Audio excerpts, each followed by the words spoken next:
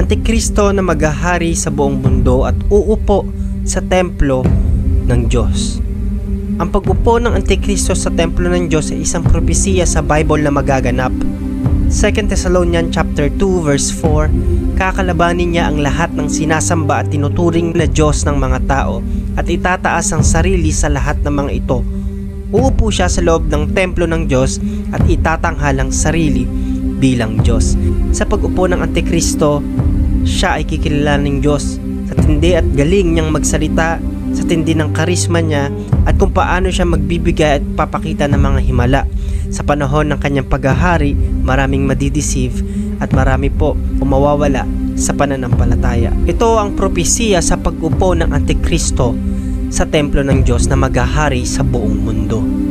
Once na nakaprophesy ito sa Bible, tiyak mangyayari. Ang temple na tinatawag dito ay yung third temple. Sa mga hindi pa nakakaalam kung ano ang third temple, hindi pa po nagagawa uli ang templo ng Diyos. Sa panahon po natin, hindi pa ito nabibuild. Sapagkat ang first temple ay nabuild sa panahon ng King Solomon, sa era ng anak ni King David. Si David ang naging architect at ang nakapagpatayo na ay ang kanyang anak na si King Solomon, 966 BC. Itinayo ang first temple nang walang maririnig na kahit anong ingay o pukpok, sapagkat ito'y punong-puno ng ginto. 1 King chapter 6 verse 7, nang ipinatayo ang templo, ang mga bato na ginamit ay tinabas na sa pinagkunan nito, kaya wala nang maririnig na pukpok ng martilyo, pait o anumang gamit na bakal. Sa kasamang-palad, yung destruction ng first temple ay sa panahon ng Nebuchadnezzar sa era ng Babylonian Empire. Dito nawasak din yung unang templo na pinagawa ni King Solomon. Ilang panahon nang nakalipas, ang second temple ay na-rebuild sa panahon ng 500 BC sa approval ni King Cyrus ng Persia by Zerubbabel. Ezra chapter 1 verse 2. Ito ang mensahe ni Haring Cyrus ng Persia. Ibinigay sa akin ng Panginoon, ang Diyos ng kalangitan, ang lahat ng kaharian dito sa mundo, at pinagkatiwala niya sa akin ang pagpapatayo ng templo para sa kanya roon sa Jerusalem na sakop ng Huda. Second temple po, ito na po yung inabutan ng Panginoong Jesus na nakasulat sa Bible. Nagiba ito panahon ng AD 70. Sa panahon po natin, hindi pa nagagawa ang third temple, pero asahan natin na ito'y makikita natin ng literal. Hindi po simbolismo lamang, sapagkat merong gagampanan ng third temple sa tribulation, sa pagluklok at paghahari at pagro-rule ng Antikristo sa buong mundo. Ito yung sinabi kanina sa 2 Thessalonians chapter 2 verse 4, kakalabanin niya ang lahat ng sinasamba at tinuturing ng Diyos ng mga tao. Itataas ang sarili sa lahat ng mga ito. Uupo siya sa loob ng templo ng Diyos at itatanghal ang sarili bilang Diyos. Do you hear about the rebuilding the third temple? Once you've heard that, napakalapit na natin sa pag-rule ng Antichrist. Dahil sa pag-rule ng Antichrist, hindi magugustuhan ng tao ang mangyayari po. Dito magkakaroon ng one world government, one world currency, at one world religion. Dito rin magaganap ang mark of the beast na sasambahin ng Antikristo. Once na meron kang tatak ng 666, ikaw po ay hindi na maliligtas. Mapapahamak na ang kaluluwa mo. Sa Great Tribulation, sa paghahari rin ng Antikristo, dito ibubuhos ng Diyos ang kanyang galit sa pag-upo ng lalapastangan sa pangalan ng Diyos. Papakita na ng Panginoon ang kanyang puot dahil sukdulan na ang ginawa ng buong mundo. Dilubyo po ang mangyayari, mga kapatid, at sa paghahari ng Antikristo, siya ang mangunguna na lalapastanganin ng pangalan ng Diyos at aagawin niya ang pagsamba sa Panginoon na marami siyang madideceive at madadaya. Napakalapit na po natin sa rebuilding ng third temple.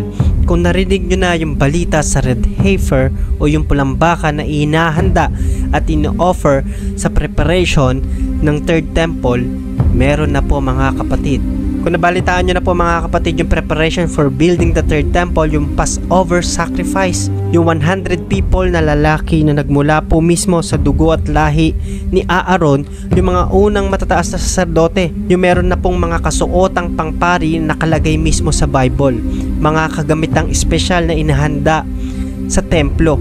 Nakaredy na rin po mga kapatid yung mga seremonya at yung mga gagamitin na espesyal na pilak na trompeta sa third temple. Tumugtog din ng awiting galing sa Book of Psalm na naganap na seremonya sa panalangin binubuo ng mga kantang halel habang hinahanda ang Passover sacrifice. Mga kapatid, nakita ko na marami pang hindi nakakaalam patungkol po dito. Kaya ginawa ko ang video na to upang iparating sa inyo na ganito po ang nagaganap at nire-ready na po ang third temple sa panahon po natin. Dahil kung nire-ready na ang third temple, malapit na po ang pag-rule ng Antikristo.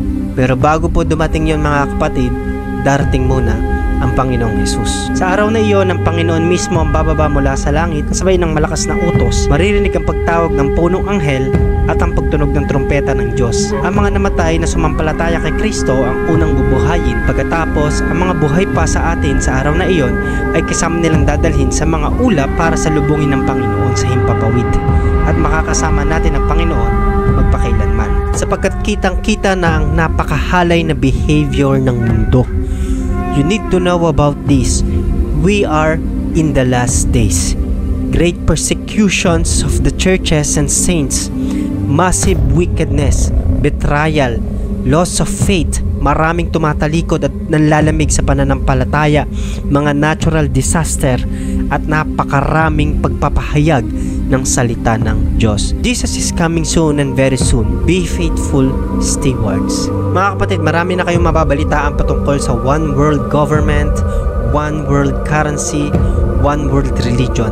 Marami na po mga kapatid ang nagpupulong-pulong ng mga sikat na tao, mayayaman, at mga ima-impluwensyang tao. Ganun din ang mga religious leader. Pagpapakita po yan mga kapatid at senyalis na yan na magkakaroon na ng one world government, one world religion, ba't ba pang gaganap po sa mga propesiyang nakalagay sa Biblia.